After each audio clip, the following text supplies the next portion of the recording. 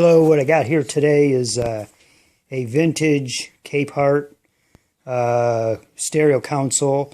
When your stereos and everything used to be big pieces of furniture, stereos and TVs. This is actually upside down because I'm working on the bottom. I should have made a video of the top before I flipped it over, but I wanted to do the bottom, get the bottom squared away because that's where most of the damage was. But anyway, this is from a Capehart. Let me move over here. You can see right here. This is got an 8-track player, which I wish I could kind of keep, but it goes with the whole unit. And I've got all the knobs and whatever. It also has a turntable. Anybody who's interested in this, who might want to get it going again, just let me know. One side is kind of dropped out, but basically you could almost run down to Radio Shack and grab whatever parts for it. It's a solid state. What I'm going to do to this one is I'm going to put in my own tube stereo. It's going to be a Carmen Hardin TA 5000X, and I'm going to put in another turntable. What you can see right here is the box where the albums sit. This is actually, you're looking at the bottom here. So once it's flipped over, that's where the albums sit. Over here was a little rack where the 78, little 78 size records, the tiny ones sit. I believe they're 70, no, they're 45. All right. This used to be particle board. I replaced that.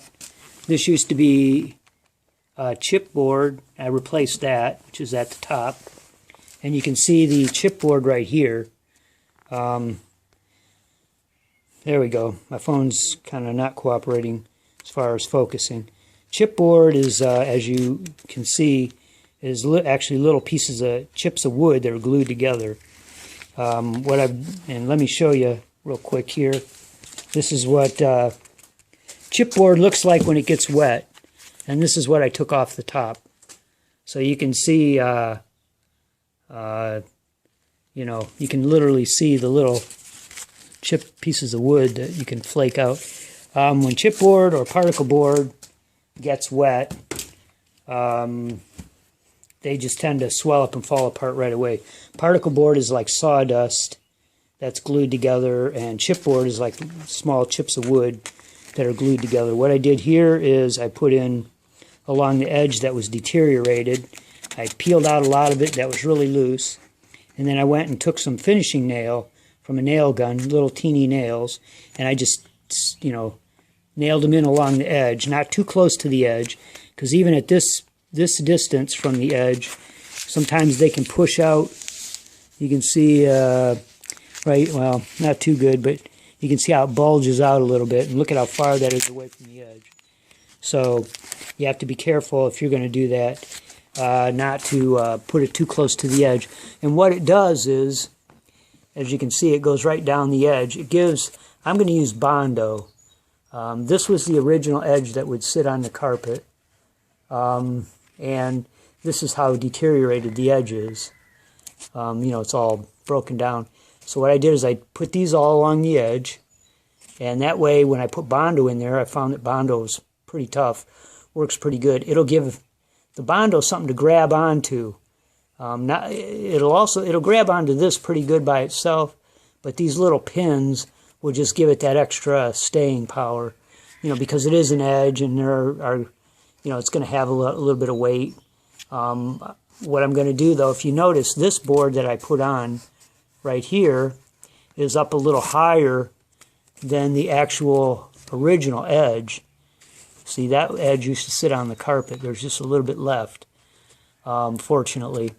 What I'm going to do is, after I square this off with Bondo, make it look real nice, I'm going to lay another piece of wood over this to match the height of this. And what that will do is it'll keep, when it gets slid around on floors and pushed back and forth, which it inevitably will do, it'll keep it from, it just won't be riding on the Bondo. It won't be tugging on that. It'll be riding on a piece of wood. So, that's just an idea for somebody.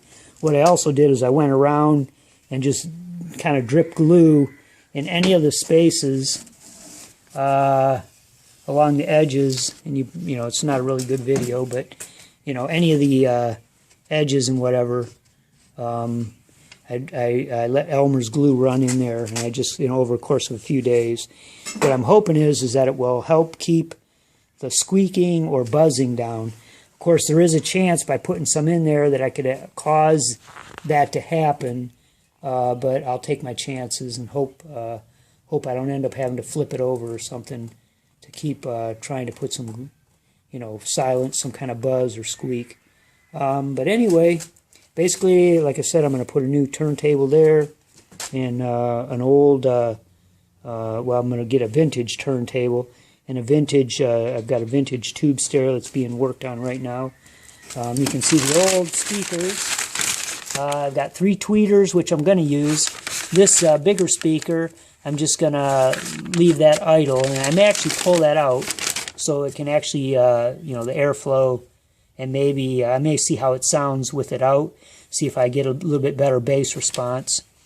But I'm going to put in some 12-inch woofers right here, and then I'm going to go ahead and over on this side, you know, and on the other side, I'm going to try to make it look like this front grill here. So I'll try to match it up the best I can so it looks normal. Then you can see this edge used to be squared off nice and square, but it's been beat up over the years, so I just kind of rounded it off. That makes it a little bit easier. Some of the areas where it was beat up really bad and it's kind of low, I'll just fill that in a little bit and round it off. So by the time I'm done painting it, you'll just see a nice rounded edge. I'm not doing a you know, a professional restore. You know, I'm not a professional at it, but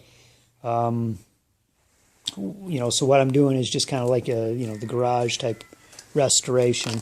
But this thing was going to be tossed out anyway, so I like to do the least amount other than I'm cutting holes in the original sides. But I kind of like to keep things as original as possible, so that way if somebody in the future wanted to come back and completely restore it, you know, they could. But you know, this was made probably, I think, in the mid-60s to up to 70, around 70-ish. The reason is because in the mid-60s they started using the cheap particle board with what I call wallpaper over it. And also they started making solid state instead of tube. If you go back, you know, into the, I guess, the 50s and 60s, all this would have been like wood. And, you know, it would have looked really fantastic. You know, really high quality. But anyway, I'm hoping that this will sound good. And I will try to make another video of when it's finished. Hopefully it'll come out good and sound good. And when I do, I'll put it on the YouTube. All right. Hope this gives somebody some ideas. I just keep that kind of stuff covered, you know, so it doesn't get all dirty and everything, or at least not as dirty. You know, I try to do a couple of little things here and there. And of course I glued all this as I put it together. You know, tried to get it to, you know, hopefully it'll all act as one solid piece as much as possible. And if I'm lucky, there will be no buzzing and no rattling and no squeaking, because it's going to have some pretty big woofers in there. I thought about putting 15s, but I think I just stay with 12 because 15 may be too large for the stereo itself to run. All right, I will try to make another video when I flip it over and get more work done on it.